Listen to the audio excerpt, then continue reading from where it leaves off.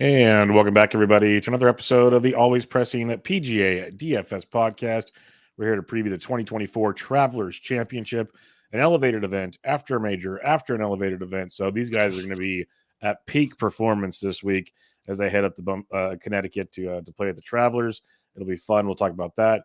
We'll recap an amazing U.S. Open. But first, I'm on Twitter at BDentric, the podcast at Always Press DFS, and my co-host, as always, on Twitter at DFS Golf Gods. Jesse, how are we doing, my friend? I'm well. How are you? Doing well. Third major in the books. Bryson DeChambeau got her done. So what are your thoughts on what we saw over the weekend? Yeah, it was an incredible golf tournament. It from start to finish, it was really good. I thought the golf course was good. Few tweaks I would make, but other than that, a lot of fun to watch and just a lot of fun to follow all weekend long. And Bryson, I mean, we saw it coming if you watch the first two majors, which is the only time we get to watch him unless you watch Live. Congratulations. But he hasn't finished better than 7th all year on Live. No, he's been garbage on Live compared to, playing these like whatever golf courses, like easy golf courses pretty much that they're playing. I mean, obviously, especially compared to this week, maybe not so much compared to the PGA Championship, but it's just a weird thing to play so well in 3 straight major championships and then not have really that good of finishes on that tour. So, yeah, it was just an awesome finish, man. I mean, you couldn't ask for anything better, and we got everything that we would have wanted this week. Yeah, you got Bryson taking it down, like you mentioned, and he's been, I think it's top 6 or better in all 3 majors or something like that. Something like that, yeah. Something very ridiculous, which is pretty dang good, like you said. And we were kind of talking off there, and I'll give the guy credit. He's doing everything the right way. He's even when he's getting asked questions about the Olympics and stuff, he's like, "Oh, I'd love to. It's a disappointment, but I knew what I signed up for. There's consequences for my actions." Like he's saying everything right out the gate, which I'm like, "Wow, this is interesting." Right. Like, he's not being one of these other guys. It's like crying. He's not going Taylor Gooch on us or anything like that. Right. He knows what's up, and it's good to see, and he's having fun doing it. But then there's peeling out of a parking lot immediately after your opponent went, and I get both sides of it. I've heard both sides. What are your thoughts on what happened with Rory McIlroy, who seen a lot of memes, a lot of comparisons over the last 24 hours, a lot of probably not deserved things, but that's what the internet's here for. What's your thoughts on what took place with Rory, especially on those final 3 holes? Yeah, he was like he hadn't missed a putt inside of the 3 feet, I think. And like over 4. I was like 436, 437 straight putts within 3 feet he's made. Yeah. That's called the gimme. That's called the gimme, folks. Yeah, I mean, most of the time those would be pickups. Especially if you're playing with Ricky Fowler in the Ryder Cup to clinch the Ryder Cup. That's a gimme. It's pretty good. I mean, they weren't easy putts. So, I mean, especially that last one, I thought he was aimed like way too far outside the hole, and it just took off straight right as soon as he hit it. So it's just absolutely brutal, man. I mean, I bet Bryson like during the tournament, so I was rooting for Bryson to come out on top. Didn't have anything or no lineups with Rory, nothing. So, but it's still not fun to watch that because Rory's a very likable guy in my opinion. Some people don't like him, whatever, that's fine, but I like Rory. Never have disliked him. I don't think he's ever done anything to be. I feel like he's always a good competitor, and the fact that he left early, I don't blame him, man. I mean, that was as bad of a beat as you will see in golf. Yeah, it's as bad as a beat as you'll see. It's a guy that's been in front of the mic for a lot of garbage, right, over the last couple of years. Yeah. And in reality, he's playing this week in Connecticut, and pretty good chance he'll be on the mic at some point this week also, as one of the top players are usually scheduled to have a presser within the first couple of days. So honestly, I've always said with certain players, I know the media loves the instant reaction, but everyone's human and you have emotions. Like, let the emotions calm down before you say something you're going to regret, which he probably would have in that moment. So like, just let the guy be. The worst part I felt, or one of the worst parts for this that I felt bad for him, but will benefit as consumers. You see, like, as he's leaving, the Netflix cameras like right up his ass as he's running to his car. I'm like, oh, that's going to be some good stuff. That plus they showed him live on TV when like his reaction that's just the worst. That had to be the worst feeling in the world. It's not like he played bad either. He shot 69, shot 1 under on Sunday, and of course had it at 3 under at one point, or 4 under. No, 3 under. Yeah, he started out real hot. Yeah, 4 under at one point on his round through 13. I texted you talking about the backstopping on 13, because he hits it long and it rolls and it hits the grandstand in the back, and it rolls backwards back toward the hole, which made the up and down significantly easier. And then on the next hole, he hits somebody in the leg, or I don't know, he hits it into the crowd, and instead of going into the trees, it stays like on the outside of the trees where he's got a shot into the green. And so I was like, man, this is Rory's to win. And of course, bogeyed 3 of the last 4.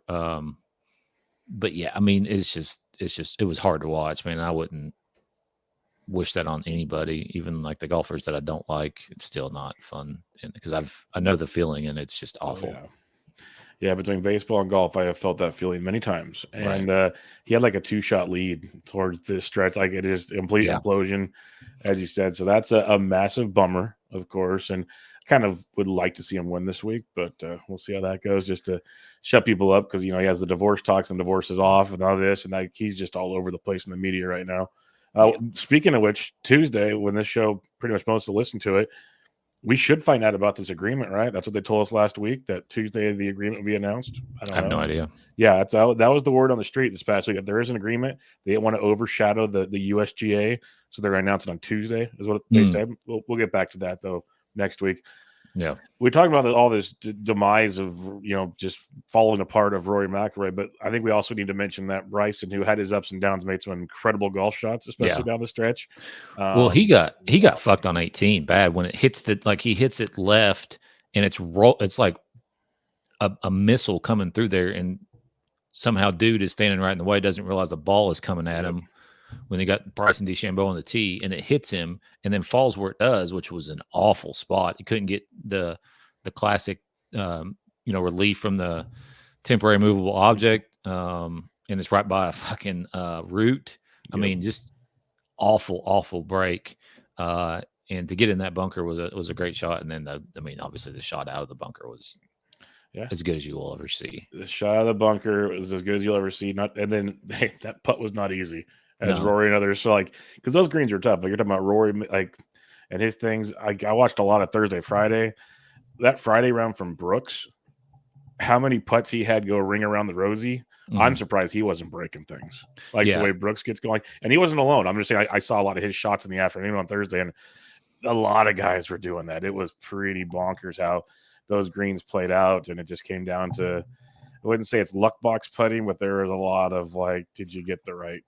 Well, it's a lot of lag putting, and then knowing to die it into the hole too. Like, the problem with Brooks constantly is he wants to ram it in the back, and you can't when it's breaking so hard.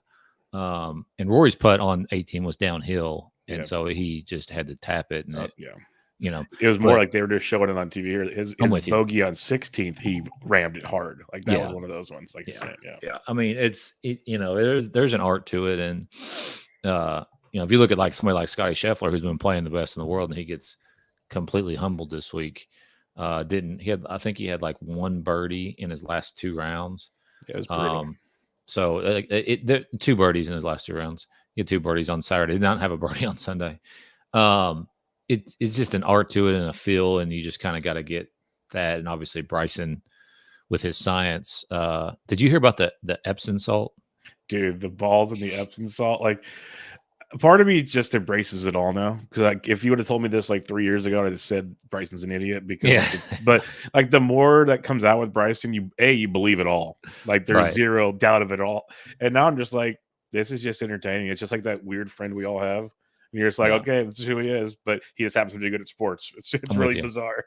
Yeah. No, I mean, and the thing about Bryson too is he's playing into the crowd. He's being a showman, and that helps so much. It's not so much the YouTube, let's go play a guy with Walmart clubs, or I'll play with Hickories, you play with normal clubs. Like that. That's not what's getting him fans was that shot on, I think it was 16 at Valhalla, where he hits it and like just immediately starts pimp walking right after it because he knows it's so close and he hit it so good. Like doing that kind of thing, showing emotion on the golf course. I know it's tough sometimes for some of these guys, but like they can try a little bit harder to engage. And some people just don't have it, and Bryson has it. Let's be honest. And that's the thing. A lot of these guys don't. I think we're seeing more and more of these younger guys come up. Even like, you got Michael Kim on Twitter. You could tell he probably has a lot of that. Right. Like not like they're not the elite guys like Bryson is. Yeah. But there's a group of them that are coming. Max. Probably, another Max. guy. Yeah. There's a group of them. You're never going to get Patrick Cantley. I don't think we want to. Xander. Like, Xander. Yeah, there's a group of them that aren't. Like Rory tries to. I think that's part of the problem where it's like you're not that guy. Like don't do it. Yeah. But there is a young group that I think as the things continue, you'll see this thing. As you were talking there, I just looked on Twitter real quick. Rory McIlroy withdrew from the Travelers Championship. He said he'll be back at the Scottish Open. So there you go. There you go. He needs a little time to. I don't blame him. No. I mean, it's a terrible fucking schedule. Let's be honest. It's a terrible schedule. You just literally had your dick hit in. Yeah. Like you want nothing to do with anybody right now. He Right. doesn't even probably want to pick up a club, period, let alone go in front of 1 million people and play golf. Like right. Yeah. There's no reason. I don't blame him. Like they already announced on Monday today as we record, the Memorial will not be the week before the U.S. Open next year. That's going to change already, thank God. Makes sense. So, like, why isn't the Rocket Mortgage this week? But then you do Travelers next week. I don't care. It's not like these guys can't private jet it back and forth. Yeah. It's like, don't use travel as an excuse. Yeah. So, yeah. But yeah, Rory just withdrew. So there goes that discussion. Anything else from the U.S. Open? Because we saw some it's like fun stuff. I guess it goes – recent form goes out the window because Pavon was just horrific, and now he's top 3. But then you have Finau doing great in a major again. Fleetwood did his thing. Hideki did his thing. Overall, the leaderboard is actually pretty good. Like that's what you kind of want from a major. It was. My only kind of nitpicky thing about Pinehurst number 2 is like the off the fairway into the native area or whatever. I feel like that should be more penal. I know there was some bad lies, but I mean Bryson hit it in there all day long and kept getting away with it. He had one bad lie, I think, out of like at least the last 13 holes I was watching. So that's my only. But I mean, the defense there is are the greens, and I get that because they are really really difficult around the green. Ridiculous. But we knew that was going to be a factor. So. It'd be fun to see it again, I guess, when they bring it back in another however many 5 years or 6 years. 2029. It's gonna be on like them, Pebble, and like I think 2 other courses are like on a 5-year rotation, and they'll sprinkle in a couple newbies here and there. It feels like. Yep. So that'll be cool. Yeah, I was watching the action there, and I'm thinking to myself, I'm like a 16 handicap. I think I would have been happy with like a 140 on that golf course. It's so tough around the green. Well, they were just hitting golf shots. They showed certain guys, I can't remember their names off the top of my head, but they had amazing shots in that they've rolled up to like 6 inches from the cup. One guy's backs up and goes all the way off the green. And another guy goes Hubbard's, and then Hovland does almost the same thing, and it bounces back and sits like 2 feet away. Yeah, I'm not even good enough to make the first shot of getting that close, let alone. Like it's just bizarro world stuff. It's a really, really obviously tough golf course, especially for as long as they played it. It would be breaking 100 there. I think would be good for me as well. I think the only thing that benefits me is I like to play like links courses because I can roll it on the ground a lot. Yeah, that would work there. So as long as like that on some holes, because there's a lot of like those bunkers that are in the front of the greens, and you have a very small window to get through them, so. Yeah, pretty wild stuff. It was fun golf. It was, we've had years on this show, Jesse, where we recap the U.S. Open, like that course was garbage because it was either stupid, burnt out, not necessary, or way too easy for an open. Like this felt perfect almost, I guess is what it should have been. So, and yes, there were some good and some bad breaks that could have gone either way for certain guys. As a whole, I thought it played pretty darn good. So I agree. Looking forward to that again, like you were saying. All right, let's go to an elevated event. We have, I believe, 80 golfers this week. So they're talking about Webb Simpson. Well, not maybe 79 now with Rory out. Webb's back as another sponsor exemption. So that's fun. That's already got a lot of media having a good time with that. But this week I did check before the show, so we didn't screw it up. This is a no-cut event. That's what I looked up and made sure. So because last time, you never know. They're all different now. The last one at Memorial was Memorial. Yeah, it was like T50 and within 10. So like 5 guys missed a cut. Like it's just silly stuff. But here we are, no cut event. So what do you have? We do have a lot of history at this golf course. Yeah, plenty of course history here. Last year, Keegan won 23 under, 3 shots over Zach Blair and Brian Harmon. 2022 was Xander, 19 under, 2 shots over JT Poston and Sahith Theegala. 2021 was Harris English, 13 under in a playoff over Kramer Hickok. Last year was the first year for this to be an elevated event, by the way. Dustin Johnson was a 2020 winner, 19 under, 1 shot over Kevin Streelman. 2019 was Ches Reavie, 4 shots over Keegan Bradley and Zach Sucher. Bubba Watson's won this 3 times. Jordan Spieth, past champion. And that's pretty much it. Yeah, you just heard a bunch of different types of golfers. Like there's bombers, there's non-bombers, because this is not a very long course. It's up in Cromwell, Connecticut, TPC River Highland. As Jesse mentioned, lots of action here. It's a par 70, 6,835 yards, the smallest course on tour. It's down 17 yards from last year, actually, which is pretty wild. But there's a couple like short par 4s you can attack. One's like 296 yards. So they're going to take advantage of that. When you do a bigger breakdown of the course, it's a treeland, parkland type course. So it's more about where can you be off the tee box. They're wide fairways, very gettable fairways. But if you go awry, the rough is very penal, or you're in the trees. This becomes an issue. On a course like this where it's shorter and everybody comes into play, it becomes a wedge fest and a putting contest. So you need to be in the fairway. I know, like we say, you usually want to be in the fairway, but there's some courses, ask Bryson, you can play out of the fairway and be just fine. But this is one where you want to be there. There's bunkers all over the golf course that make you also kind of hit it to certain regions and play up, because it's a Pete Dye course, everybody. It took me a while to get that one out to you, but you guys know how that is. We've talked about it. It's a lot of hit it here to hit it here. Otherwise, you're in trouble. It's visually difficult unless you have course experience, which many of these guys have. So for me, if you want to keep it super simple, it's find the fairway, it's wedge fest, and birdie or better type stuff. But there's more to it. Like the par 5s, you'll have a lot of approaches over 200 yards, but most are gettable in 2, barring something crazy. Par 3s are your probably your most difficult task on this course. But again, a no-cut event, these guys are going to let it fly. So what's your thoughts on some of the stats you're looking at this week? Yeah, I think you hit the nail on the head, and then just weight course history on top of that. Yeah, no, it's pretty – kind of know what we're getting this week, barring something pretty crazy. So let's get in to the DK scoring or pricing for the week. We have 3 golfers now over, and I didn't even have them checked off, man. That sucks. 3 golfers over 10K. You got Scotty Scheffler at 12.5 off of his week, Xander at 11.2, and Ludwig at 10.2. So who do you like up here with Rory out of the mix? Scotty Scheffler.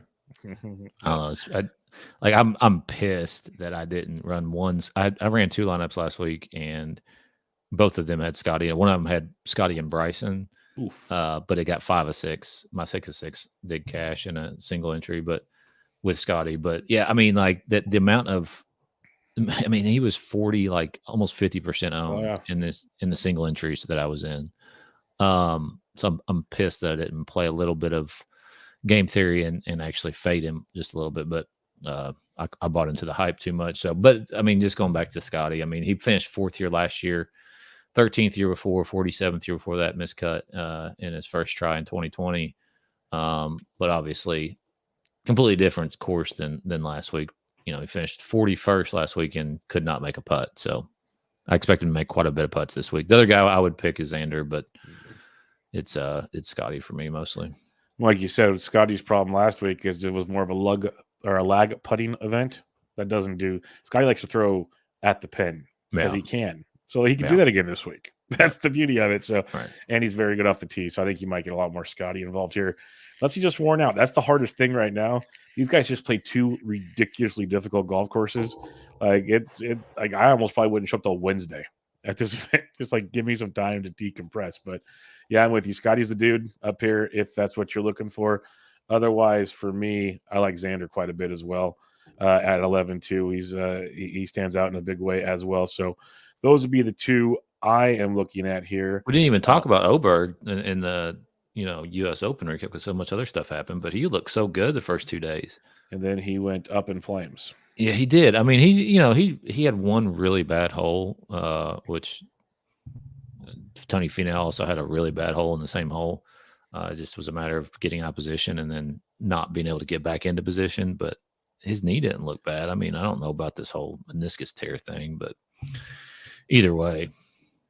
Yep, I'm with you on that. So, He could be interesting just because we do know that he can hit it very, very accurate off the tee. But it's just, I guess, in a tournament where everyone comes back to the field, it feels like I'm not as invested in him. But I Yeah, guess I'm with you. I'm never shocked. I just never play him as kind of maybe a problem of mine. But I guess we'll see how that plays out. 9K range here. You got Colin Morikawa at 98, Cantlay at 96, Hovland 93, Hideki 92, Tommy Fleetwood 91, and Burns $9,000. What do you like in this week? Obviously, Morikawa 9,800 is of course history is not great. Miscut. I guess they had a cut here last year, even though it was an elevated event. I mean, it's just what you were talking about. Who knows? 36th in his 2019 start there, but second, fourth before the U.S. Open where he finished 14th. So just playing really solid golf, just hitting the ball really well. Cantlay, man, he really flashed some form last week. Was in the hunt for a lot of that golf tournament. Just could not make enough putts on Sunday to keep himself, shoots even par, which is, totally fine. But he just couldn't make enough putts to keep himself because it was just really difficult to get it close to the hole to have tap ins, obviously, on the approach. But Cantlay's got really good course history here: 4th, 13th, 13th, 11th, 15th, 15th miscut. So very good. And then Decky, man, another guy flashed again last week. Showed up really well. 13th here last year at this golf course, 8th at the Memorial, and then finished 6th last week. So Hideki's playing very well as well. So those would be my 3 in this range. Yeah, I was like bittersweet with Hideki last week. He was my one and done because I've used most of the top guys already, and he played really well, finished well, but on the weekend did like nothing. Played like even par over the weekend, which kept him in like top 6 contention, but what could have been type stuff in my mind, which would have been a lot of fun. But for me up here, like Morikawa is second in my model. He's phenomenal off the tee. Par 4s, a lot of them are 4 to 450. Second there. Fairways gained. He's first over the last 24 rounds in this field. Might be a little skewed after last week's stats, but we'll play with that. 14th last week, but second at Memorial, 4th at Schwab, 4th at PGA. His course history here is not great. That's my only concern. We look at Morikawa, miscut in 2020, T36, but he seems to be playing some really good golf. So I like Morikawa at 98. Cantlay's got the course history, like you mentioned. Love Hideki at 92. And the other guy I'd take a peek at here in tournaments is Sam Burns at $9,000. Burns is coming off a fun one because if you see the finishing results at the U.S. Open T9, he was like +5 over like the first 15 holes or whatever, or 14 holes on Thursday. And I was throwing things because I had him as a low-owned guy. But he came through, finished T9, looked pretty strong there. Finished 15th at Memorial, 10th at the Canadian. So 3 straight really good finishes there. Miscut here in 2022 at 13th, 24th, 43rd. I think he's a fun tournament play at $9,000 that I hope gets overlooked with some of the other guys in this range. And he's been a lot cheaper lately. So I think Burns at 9,000 is a GPP play for here. 8K, Finau 89, Sahith 88. He kind of fizzled out. Keegan 87, Russell Henley 86 will be very popular. JT 85, Connors 84, Harmon 83, Spieth 82, Kim 81, and Fitzpatrick 8,000. Who do you like in this range? Start with Keegan, defending champion. Just been playing really solid golf over the last couple months, including last week. I mean, finished 32nd, 7 over par, but didn't have any like really terrible rounds. Just kind of plodded along like we talked about last week with Russell Henley, who was another guy who actually had a better finish than Keegan. He was snuck inside the top 7 with a 300 round 67 on Sunday. But he's played here plenty. 19th, 19th, 32nd, miscut 6th, 11th since 2016 for him. And it's just been like I said, another guy just playing really, really just solid golf. Like I don't expect him to win. I don't really expect Keegan to win ever. Obviously, he did last year, but just a couple of guys who I think are really solid in your lineups, as well as Corey Connors, 9th here last year, miscut before that. He had another great showing, finished T9th, and he also made the Canadian Olympic team. So that's really good for him. And he hasn't missed a cut for this whole entire calendar year. 20th at the Memorial, 6th Canadian, 26th PGA Championship. Dude's just going right along. Brian Harmon at 8,300. Course history is pretty good. 2nd, 8th, 5th, miscut, 8th, 6th, 35th. and was playing pretty solid golf. I don't know if he made the cut last. Did he make the cut at the? Yeah, he did. Yeah. 21st, another solid showing. Brian Harman's playing pretty solid golf right now. Like him quite a bit at that price. And then Tom Kim, another guy who's just kind of coming on. He was in the hunt for a little while this past week. I guess I don't know what he shot on Sunday. Yeah, 6 over to finish at +6 and T26. So not a great Sunday finish, but I like him at this price at $8,100. I think that's probably too cheap for him and Harman both by just a little bit there. So I like those guys quite a bit. Yep, I'm with you. I'll start at the bottom since you left off with the Tom Kim comment. It's far too cheap for the way he's playing. He's 9th in my model. He's playing very, very good golf, as you mentioned, of late. And if we're talking wedge fest, he's 3rd from 125 to 150, which is going to be very popular here. Finds the fairways, does everything really, really well. So I'm with you on Tom Kim. Harman's 17th in my model, but if I had made this model play for Pete Dye courses, there's a reason he loves this place. He's a Pete Dye machine. So Brian Harman at $8,300 is very, very solid. Love Corey Connor. He's 4th in my model at $8,400 for everything you mentioned. Really starting to put things together. Russell Henley's 5th in my model. Phenomenal approach game as expected. 4th from 125 to 150. 18th from the next range. He's basically top 10 in all categories except birdie or better in the last 24 rounds that I'm looking at here. So I like him a lot. Keegan's course history and just the Northeast vibe that we know with Keegan is outstanding here. And Finau at 89. I think ride the wave on this one. I know it's not the U.S. Open or the PGA where he seems to dominate, but still 8th at the Memorial, 17th, 18th. Like he's putting together amazing finishes here. And he's 45th and 13th the last 2 years. So I think Finau at 89 could be pretty strong because I think a lot of the people are going to go towards Henley, Bradley, Connors, that kind of even Harman and Kim. So you might be able to sneak through a Tony Finau at the high price range up top there. All right, 7K range. We'll just do it all together. Sepp, M. Lowry, Homa, Clark, Scott, Cam Young, Binion, Kim, McCarthy, Seabez, Jason Day, Poston, Horschel, Pendrith, Bhatia, Dietrich, Zalatoris, English, and then 3 guys at 7K, and Hoagie, Jagerbombs, and Bobby Mack. So what do you like in here? Yeah, start with Sepp. Did you see his hole-in-one on Saturday or of course Friday? Of course. Hard to miss it. What about Francisco Molinari's hole-in-one? We didn't even talk about that. Yeah, to get into the cut, that's impressive stuff. Well, I'm sitting there watching it, just praying this cut gets to +5 because I had like 2 or 3 guys, especially like Scotty at +5 on both my lineups, so I needed it to get there and knew it was going to shoot way up. And it goes from like below 5% to like 30%. Yeah, that was the part that was a bummer. Yeah. But I'm laying there watching golf, and my wife was sitting there. I was like, well, he's got to make this in order to make the cut because he was +7, and motherfucker went in. Insane. But Sepp, I do like him. Fifth, previous to the U.S. Open where he did make the cut. Didn't have a great weekend, but he did have a 10th place finish at this tournament in 2021. Sungjae, 3 out of 3 made cuts at this event. Before the U.S. Open where he missed the cut, he was 8th and 9th. So he was kind of coming on there a little bit. And his best finish here is 21st in 2019. Adam Scott at 7,700, 19th and 13th in his last 2 starts at this event. 42nd and 12th prior to the U.S. Open where he also made the cut there. Missed the cut last week and doesn't really have great course history, but just kind of the guy who can potentially just flash, especially in no-cut events. JT Poston, second here in his only cut that he's made. So since 2017, he was miscut second, miscut. Pretty insane. But he did play well last week. Or he finished, where did he end up finishing? Do you have, there he is, 32nd, and was playing pretty solid before that, 22nd and 12th in the 2 events prior to the U.S. Open. Actually, you mentioned him last week, and I was really kicking myself when he was not really in the hunt, but, obviously around the leaderboard. He finished 16th last week.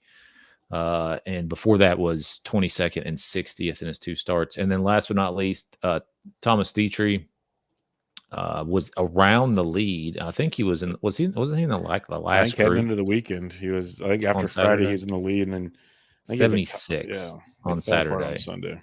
But even par coming back, he's just been kind of flashing, I feel like he's gonna win sometime soon.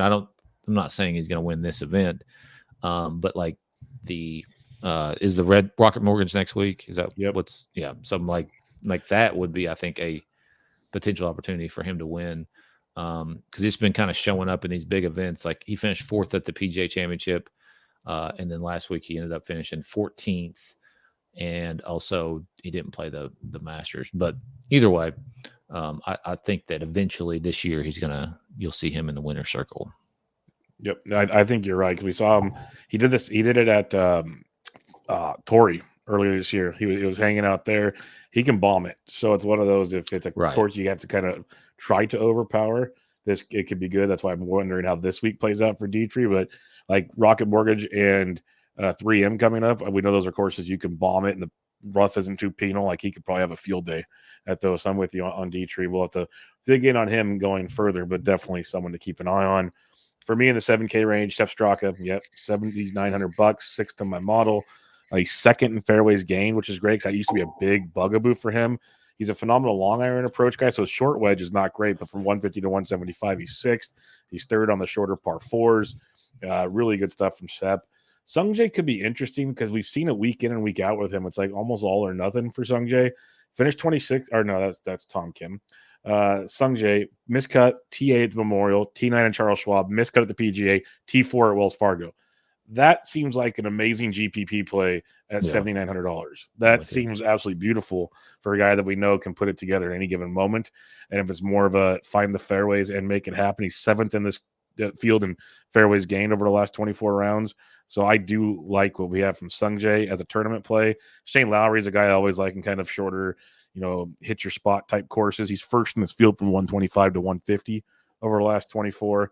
Wyndham Clark's very interesting. You mentioned him. Wasn't too long ago, this guy was like 9 to 10K every week. Now he's down to 77.